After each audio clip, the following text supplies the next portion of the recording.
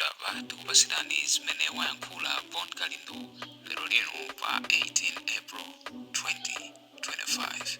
Takhalani pompo ndipo tamvetserani mwachidwi. TDC mwana woopsa kwambiri lero pa Good Friday, siku limene timakumbukira mazunzo a Ambuye Yesu amene anabwera pano pa dziko kuzatifera ife anthu, kuchoka kwawo kwa Atate wake kuzatifera ife machimo athu. Izitu zitikumbuse zambiri, zitiphunzisenso zinthu zambiri ife ngati dziko, kunena kuti kodi ife atsogoleri tikamakhala ndikumalamulira dziko lino, kodi ndi chani chimene tapangapo sacrifice kuwapangira anthu a dziko la Malawi? Pamene tidakali mkatikati mwa Easter tiyeninso tiyakumbukire anzathu aja anamwalira ku Chikangawa, Saulo Chilima, Mai Shaniru ndi ena onse amene anamwalira mu ngozi imene ija ya ndege. Nkutheka kuti ena mudayiwala kuti kunja kuno tidali ndi Saulo Chilima, tidali ndi Mai Shaniru muluzi, tidali ndi onse aja amene anamwalira mu ndege ija. Iyi ikhale nyengo yokuti pamene tidakakumbukira kapena tikukumbukira holiday imeneyi kapena nyengo imeneyi ya Easter, tiyeninso tiyayikize m'mapemphero anzathu aja, chifukwa pamene tikukumbukira mazunzo tikumbukirenso mazunzo awo amenenso iwo aja adakumana nawo. Ndipo tinene kuti ngati imfa imene ija idali yochoka kwa Mulungu, imene ija ya ku Chikangawa ija, Mulungu yemweyo alemekezeke. Koma ngati imfa imene ija sidali imfa yochokera kwa Mulunguko, iyayi timpempheso Mulungu yemweyo akhalenso nayenso akudziwa zochita. Pamene tikukumbukira Pasaka, pamene tikukumbukira Easter, tidziwe kunena kuti Amalawi ambiri akuzunzika. Ndipo uthenga upite kwa atsogoleri wonse makamaka amene mukulamulira dziko lino, kunena kuti kodi inuyo pa siku la lero mukukumbukira chani? Mukukumbukira zimene Yesu adapanga ndipo mwaphunzirapo chani? Mukupanga monga mmene Yesu adapangira kufa ndikufera anthu? Kodi inu atsogoleri a dziko lino pamene munayamba kulamulira dziko lino, chimene mwapangapo chimene anthu akhoza kuchikambapo kuti inuyo munachita sacrifice, utsogoleri wanu ukupanga monga mmene anapangira Yesu, kuzipereka iyeyo Yesuyo kuti moyo wache upite chifukwa cha anthu? Kodi kuno ku Malawi inu atsogoleri a ndale mmapanga zonga zimene amapanga Yesu? Pa siku la lero la Easter tikamakumbukira, ndi chani chimene mwapanga inu chimene Amalawi angakondwere nacho kumanena kuti tili ndi mtsogoleri? Chifukwa nayenso ndi Yesu uja ophunzira aja amatanthauza kunena kuti amayang'anira anthu, iye uja adali mtsogoleri. Kuziko limene lija ankakhala ngati mtsogoleri, ndikumayang'anira anthu, ndikumatenga ma action. Akaona kuti ichi chinthu ichi chalakwika, Yesu uja ankapita ndikukachikonza. Inafikapo nthawi imene Yesu adapita mu chalichi ndikukamenya anthu amene amapanga malonda mu chalichi cha abambo ake. Kodi inu atsogoleri a lero ndi chani chimene mwapangapo chofuna kuti mukachiona chinthu cholakwika ndikuchizuzula ndikutengapo action? Ndi chani? Muona kuti atsogoleri ambiri ndinu olephera, chifukwa tikapita ku nkhani ya corruption is very high in Malawi. Sindikukhulupirira kuti akanakhala kuti nthawi imeneyi akusogolera ndi Yesu, ndiye kuti Yesu akanasiyirira mchitidwe wokuba umene ukuchitika muno Malawi. Mukayang'ana anthu ogwira ntchito mboma akuzunzika mosiyanasiyana. Kodi akanakhala Yesu kuti ndi mtsogoleri wa dziko linolo, akanalolera kuwaona ma civil servants akuzunzika? Akanalolera kuwaona ma civil servants amene anachita retire alibe pension? akanaona ma civil servants amene akugwira ntchito movutika ma conditions ovuta, salary yawo ili yochepa. So izi za siku la lero la Good Friday litiphunzise ubwino umene amapanga Yesu, titengerepo phunziro zabwino zimene amapanga Yesu. Usogoleri wake wa Yesuwo ndi umene ukufuna kuti ifeyo amene tasala ife tiuchite emulate, tizipanga zimene Yesuyo amapanga. Yesuyo amaphunzisa, chifukwa Yesu amaphunzisa umozi, amaphunzisa chikondi, amaphunzisa kukhala bwino ndi anthu, kuti anthuso nawo akhale independent. Anthu ophunzira jama aphunzisa kuti azikhala oziyimirira paokha. Kodi inu usogoleri wanu ngati inu achakwera mwaphunzisapo chani? Kapena ndi chani chimene Amalawi achionapo angachitengepo ndi kuchisiya mu history, kunena kuti lero mutachoka pa mpando kunali president Chakwera anapanga zinthu zabwino izi kupatula mavuto amene akukumana ndi anthu. Kodi tikamanena kuti Malawi muno anthu akuzunzikamo, chisanzo ndi chimene timanena cha anthu asilikali osiyana-siyana, asilikali aku prison, asilikali akuame, asilikali aku polisi, amene afika pochita kutembenuza uniform yawo kuti ioneke kalala ya prison, ndikuyitembenuza nkati ndikukhala kunja ndikukhala nkati, chifukwa cha usogoleri. Amene ngati analawapo uniform ya polisi kapena ya ame kapena ya prison, ndiye kuti inali nthawi ya Nicholas Dausi ali minister. Nthawi imeneyo kapena nthawi ya Bingu pamene anagula ma uniform, wagulira majombo abwino, matrauza abwino, zovala zokongola, komanso salary zabwino, ma allowance abwino. Koma lero li anthu amene wawa many uniform akuzunzika kwambiri.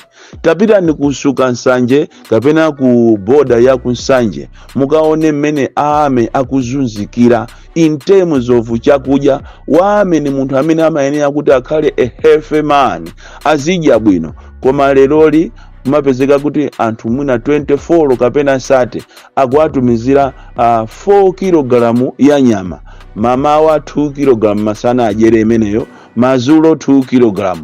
Kumachita kumapasana nthuli zija ziwiri mmene tikapangira kale muja ya ing'ono so nthuliyo ndikungochulusa mu nsuzi. Yeti Malawi ame imene tikuiziwa ife ya Kamuzu, Malawi ame ya Bakiri Muluzi, Malawi ame ya Bingu, ya Joyce Banda, ya Peter Muthalika, inalitu Malawi ame yokuti Malawi ame o asilikali o ankadya bwino, ndipo zikati zikasala zinthuzo ankazitenga kumatipasa ife anthu akumizi. Timakumbukira nthawi imene kuli nkhondo ya ku Mozambiki, ame atapita ndikukachita mani border ya kulimbuli, timalandiratu ifetu mabifitu, kuti malandiratu ifeyo somba za mchitini tu, amewe atageya nazo zitawakwana. Koma lero li mupite ku Nsanje, mupite kunsuka Nsanje, mukaone umoyo umene akukhala apolisi, mukaone umoyo umene akukhala ame, mukaone umoyo umene akukhala a prison Malawi muno, ndi umoyo ozunzika kwambiri. Ndipo ndi siku la lero sizikugwirizana. Tikapita kumbali yofuna chakudya, Yesu anachulukisa mikate ija, imeja inali saini yochulukisa chakudya kuti munthu azikhala ndi chakudya chokwanira. Lero li mukaona m'maadi maki mwathu, malo makuti anthu akagulemo chimanga, akupita kumakagula chimanga cholembedwa kuti not for sale.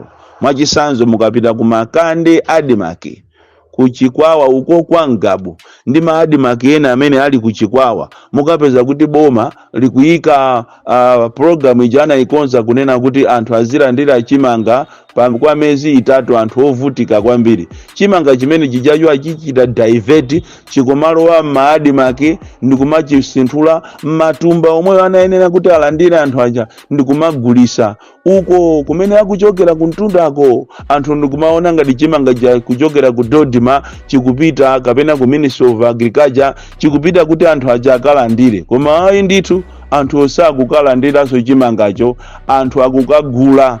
ndi umene si moyo umene Yesu anatiphunzitsa, si moyo umene Yesu akanakhala kuti nthawi imeneyi analibe pano pa dziko lapansi, koma anatiphunzitsa zimene ncholinga kuti titengerepo phunziro tizipanga zimenezo, chifukwa zonse zimene timapanga pomutsatira iyeyo Yesu. Tikapita kumbali ya corruption, ndiye mupeza kuti corruption iyo yakula kwambiri kuno ku Malawi, ndipo Yesu ngakhale olo Mulungu ma10 commandments ananena kuti osaba, usabe, usachite chigololo. Koma lero limuona kuti ku Malawi kuno asogoleri athu asogoza kwambiri zigololo, asogoza kwambiri kuba pena paliponse kuba, ngati ziloti makamba za 10% kuzera kwa ma procurement officers. Komanso kuti mabwana ena ngati amene amapangisa hire out, kapena amafuna ma contractors osiyana amene ajanso akupangaso mchitidwe wokuba kwambiri. Ma contractors ambiri ngati azomanga ochita ntchito zosiyana kuti apeze contract iyo, ndiye kuti akuyeneranso nawo anyeme ndalama kwa mabwana kuti akamange khandi sukulu, polisi, misewu, popanda zimenezo mpeza kuti contract yosanga mpase. Olo tikapita ku programu ya makaa haya ambiri amene amapita ku NSO kuzomba uko National Statistical Office, kumene ku NSO kumene kuli mchitidwe wokuba kwambiri. Mchitidwe umene sindikudziwa kuti ngati IACB mukuziwa, kunena kuti NSO adakapitiriza be kuzunza anthu amene anachita register kuti akhale ndi makaa haya, azipeza kanga chepe kuthandizira mabanja awo, kutukulaso dziko lino kuzera ku magalimoto, koma kumene kuchakwa kumachita haya munthu okuti mmodzi yekha kumpasa magalimoto 500.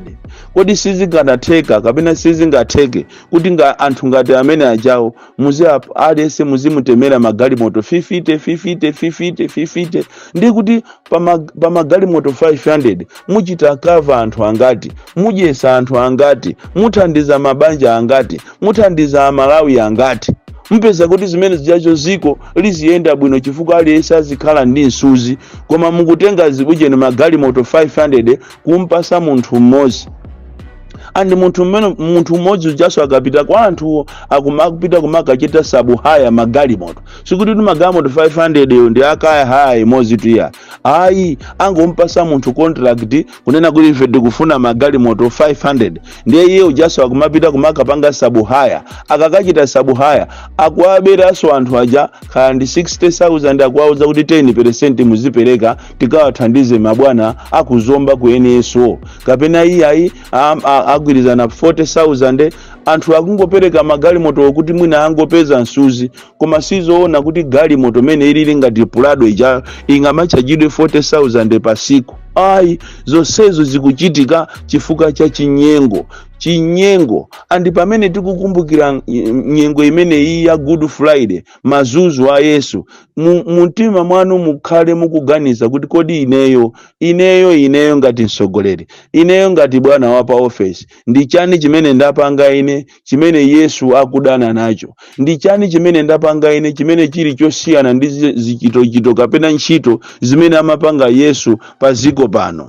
Tikuyenera tiganizire kwambiri. Komanso inu amalawi panoka siku la lero likuphunzitseni kuti kodi mazunzo amene mukukumana nawo ansala yake ndi chani?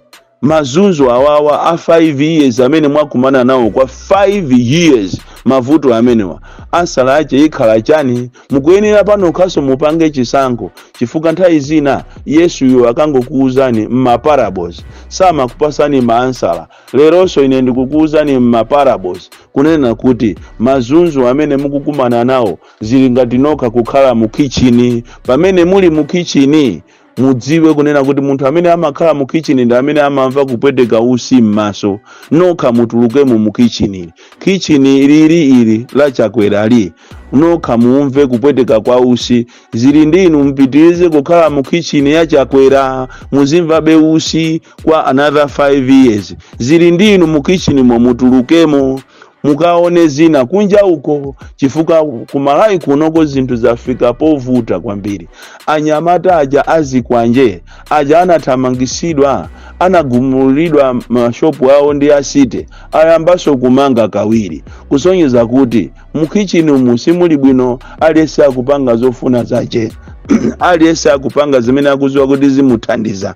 Ziko lino silili bwino, choncho asogoleri osiyanasiyana amipingo ndani kaya andale, muganizire pamene mukuganizira, mukukumbukira kapena tikunyadira Good Friday, siku lero la Easter, pamene anthu tikukumbukira mazunzo a Yesu, mazunzo komanso kuzuka naye Yesu, la Mulungu likubweralo. Mukuyenera muganizire zimenezi, chifukwa m'Malawi muno anthu akuzunzika. Mukapita mukayang'ane m'mizimu mukaone anthu anasiya kudya kale.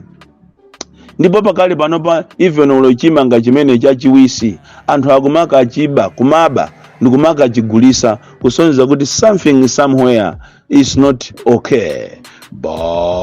Bon Klindo, the DC, mwana woopsa kwambiri, the most deadly and dangerous child from Jeza Village, TM Mabuka, box 76, Mulanje, Malawi, Southern Africa.